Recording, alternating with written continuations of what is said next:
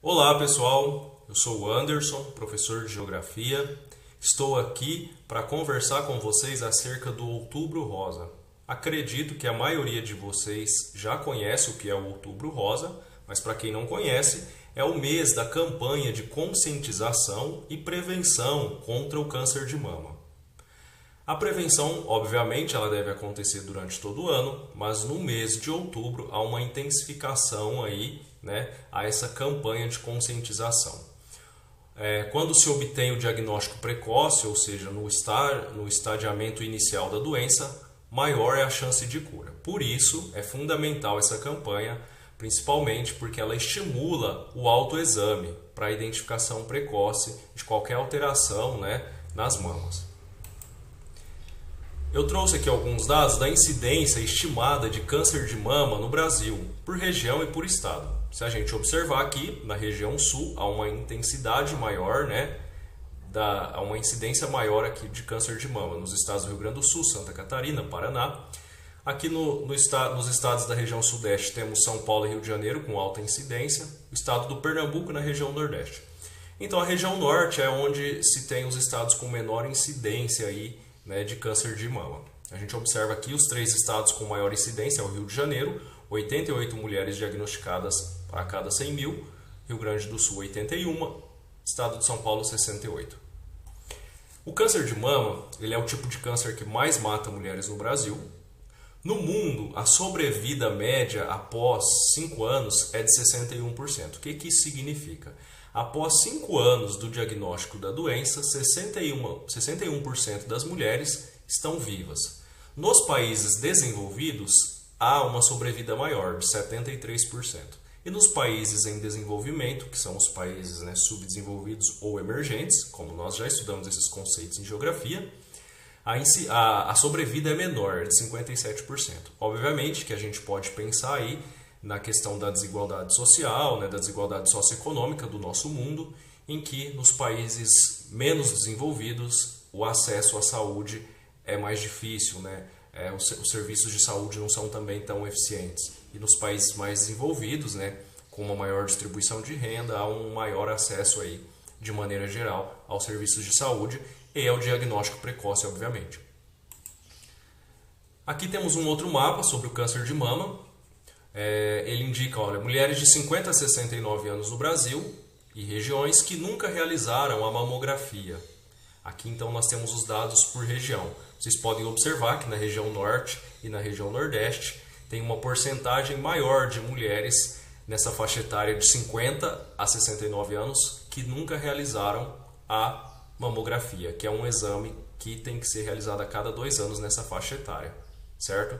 Então, obviamente, a gente pode pensar mais uma vez aqui na questão da desigualdade socioeconômica do nosso país, nas regiões em que há um maior desenvolvimento, que é a região sudeste, a região sul, há uma porcentagem menor de mulheres que nunca tiveram acesso ao exame, ao passo que nas regiões com maior pobreza, menor desenvolvimento social, há uma taxa maior de mulheres que não obtiveram acesso à mamografia. A cada 100 mulheres que desenvolvem um problema, há um caso masculino. Então, a gente fala em outubro rosa, a gente fala em câncer de mama, mas a gente não pode esquecer que o câncer de mama também pode afetar homens, certo? A prevenção, através do autoexame, do toque, das mamas. Esse toque tem que ser feito, ele é indicado mais para mulheres até 50 anos, porque após os 50 anos o indicado é a mamografia. E identificando qualquer irregularidade, a mulher ou o homem, no caso, deve procurar a unidade básica de saúde. Lembrando que no Brasil nós temos um sistema de saúde público, universal, acessível a qualquer pessoa, independente de qualquer característica, de identidade, de gênero, de classe social, de orientação sexual, de etnia. O SUS é para todos. E o acesso e o tratamento é totalmente gratuito, certo? Então, esse é o recado que eu tenho que dar para vocês. Conversem com as mulheres que vocês amam, com as mulheres da vida de vocês, sobre a importância do autoexame e da prevenção do câncer de mama. Então é isso, na sequência a gente continua aí com a nossa aula de geografia, certo?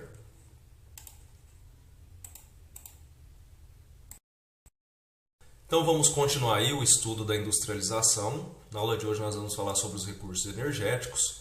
A aula de hoje ela é para o 7º ano do ensino fundamental, na apostila 3, a partir da página 217, e também para a educação de jovens e adultos, certo?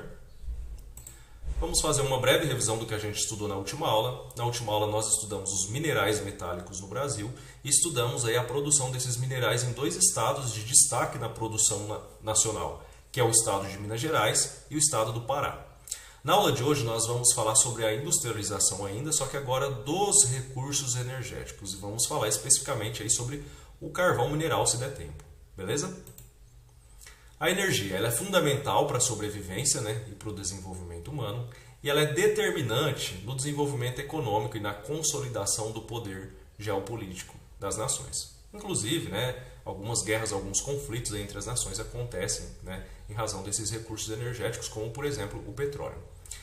Em 1973 aconteceu uma elevação do preço do petróleo. Isso fez com que, lembrando que o petróleo é um recurso energético, tá? Isso fez com que acontecesse uma diversificação das fontes de energia, né? Em razão do preço estar alto, começou-se a procurar aí outras formas, né, de recursos energéticos. Nós temos aqui na primeira imagem, né, a questão do carvão mineral. Nós temos aqui uma plataforma na segunda imagem de exploração do petróleo. Aqui nós temos a energia eólica nessa terceira imagem, né, que é produzida a partir do vento. E nós temos aqui uma usina nuclear na quarta imagem, certo? Que exemplifica aí, né, 4 fontes aí, né, de energia. Continuando, vamos falar então da era do carvão, né? Bom, primeiro a gente tem que falar o que são combustíveis. Combustíveis são quaisquer materiais capazes de queimar, gerando calor e energia. Provavelmente o primeiro combustível que se tem registro talvez tenha sido a lenha, certo? As fontes de energia utilizadas antigamente tinha aí a tração animal, né? A gente ainda às vezes a gente vê nas pequenas cidades, né, o uso do animal, né, para tração, principalmente quando a gente vê em carroça, né? E a gente também tem que pensar na questão do maus trato aos animais, né, que nem sempre isso é adequado. Nós temos a energia hidráulica também, a hidráulica como fonte de energia, e a eólica, certo? A partir do século XIX, aconteceu então o crescimento do carvão mineral como fonte de energia. Por quê? Porque o carvão ele gera muito mais calor e energia do que a lenha. E com a Revolução Industrial houve ainda mais, né, aumentou ainda mais aí o crescimento do consumo de carvão. Nós vamos falar sobre isso. Uma das consequências, aí, uma das características negativas do consumo do carvão é a poluição. Como a gente vê aqui, uma cidade inglesa, né, e a poluição advinda aí, da utilização do carvão como fonte energética. Página aqui 218. A era do carvão mineral. Então, as máquinas que eram movidas a vapor, agora vocês vão entender o porquê dessa relação com a Revolução Industrial. As máquinas eram então movidas a vapor. Isso foi a causa do crescimento do uso do carvão, certo? A queima do carvão mineral produzia o calor necessário para aquecer a água e gerar o vapor, né, nas indústrias. Então, o desenvolvimento desse tipo de maquinário foi a base tecnológica da chamada primeira Revolução Industrial, que foi o desenvolvimento aí dessas máquinas movidas a vapor. Então, com o desenvolvimento dessas máquinas movidas a vapor, nesse período que se chamou primeira Revolução Industrial, aconteceu então aí o aumento significativo do uso do carvão como fonte energética. Nós temos aqui esse gráfico, vamos acompanhar aqui. Nessa linha aqui à direita, nós temos aqui o período, né, em anos, 1850, 1880 e 1910, né, na horizontal. E na vertical, nós temos o consumo em porcentagem. Olha só o consumo da lenha em 1850. O consumo da lenha era responsável por 90% da produção energética, né? Ela era o recurso mais utilizado. E caiu para 1880 para 50% e 1910 para 10%. Olha só o carvão, o aumento que teve. Ele era responsável por 10%, 50%, e em 1910, 75%. E o petróleo e o gás surgindo em 1910, certo? Continuando, falando ainda sobre a era do carvão mineral. A utilização do carvão mineral também trouxe algumas outras coisas, como a aceleração das comunicações e o barateamento dos transportes, né? Porque os transportes se tornaram aumentou, né, a acessibilidade no que se refere aos transportes, que se tornaram também mais velozes com a utilização também do vapor. As máquinas a vapor elas passaram a ser utilizadas para movimentar os trens e os navios, né? Então houve um aumento, né, da oferta, né, de meios de transporte. O uso atual do carvão mineral, então o carvão mineral ainda ele permanece em utilização nos dias atuais em grande escala, mas não é exatamente igual ao uso do passado. Atualmente ele é uma importante matéria-prima, em especial na siderurgia, e ele é fonte de energia em usinas termoelétricas, certo? O que é siderurgia? Nós temos uma imagem aqui, né, de um processo fabril aqui numa indústria siderúrgica. É o ramo da metalurgia que se dedica à fabricação e tratamento de aços a serem fundidos. Então o carvão mineral ele é muito utilizado aí nesse tipo de indústria. Continuando, produção e consumo de carvão. A produção mundial de carvão em 2015, 8,2 bilhões de toneladas. Os 3 maiores consumidores, os 3 países que mais consomem carvão, também são os 3 países que são os mais produtores. Ele tem 2 funções na siderurgia, o carvão.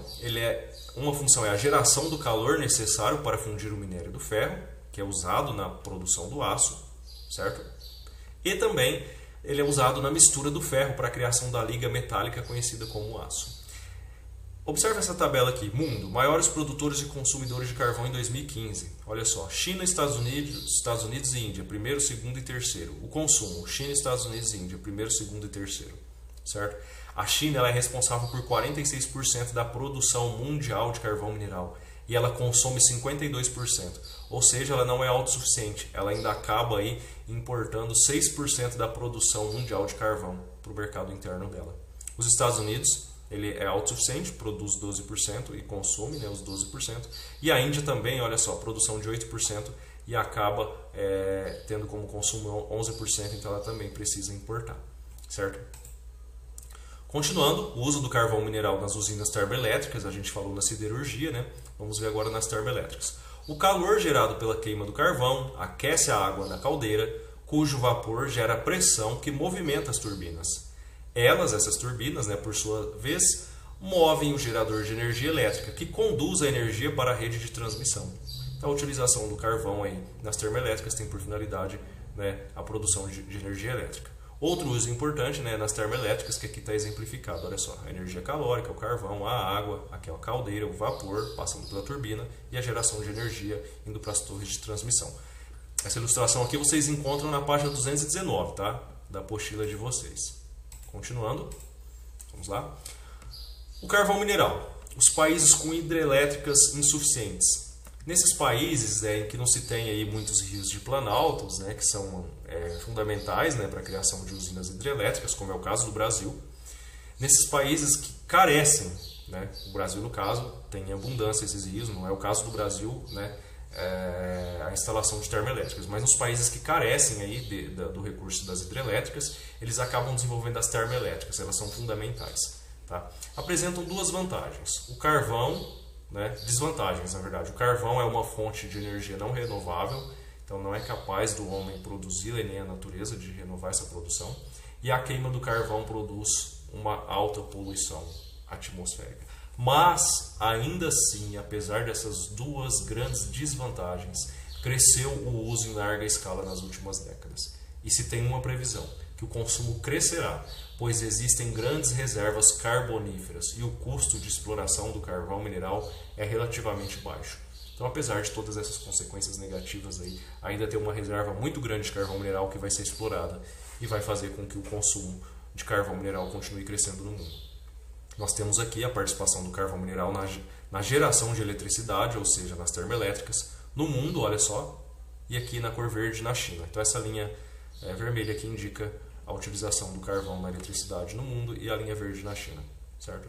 Então, o crescimento foi também influenciado aí pelo aumento da participação do carvão na produção elétrica da China. Continuando, carvão mineral no Brasil. A reserva total no Brasil é de 32 bilhões de toneladas. O Rio Grande do Sul, no estado do Rio Grande do Sul, tem mais de 89% dessas reservas. Destaca-se a área de Candiota, no Rio Grande do Sul, com 38% do carvão mineral nacional. Então, 89% da produção está no Rio Grande do Sul, 89% da produção do país, e 38% da produção do país está na área de Candiota, no Rio Grande do Sul.